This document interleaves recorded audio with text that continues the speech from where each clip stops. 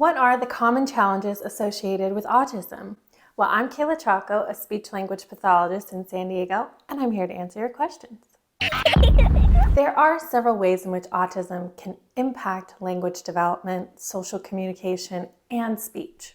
Someone with autism must do more than simply learn the fundamentals of speech. For example, conversation skills include tuning in to both the nonverbal and verbal cues from another person. So that includes the body language, the tone, and the facial. And all of this, for some individuals with autism, can be very challenging to interpret and understand. Now, these are some examples. Every individual with autism is unique, and I love that about autism. I love working with people with autism, and I just want to share that the most important thing about speech therapy for someone with autism, if the family elects to participate in that, is to improve communication success in whatever way is best for that child and that family, improving overall quality of life so that person can function well in society.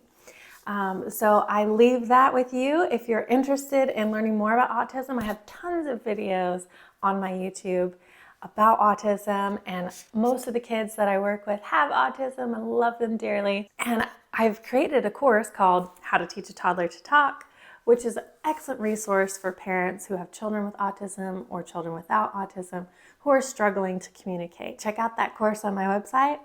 Please make sure you're subscribed because I'm making new videos every Tuesday, guys, and I'd love for you to see each one of those. Thanks. Please like, subscribe, and share. I'm Kayla Chaco, speech-language pathologist. Happy talking with your little toddlers. Bye-bye.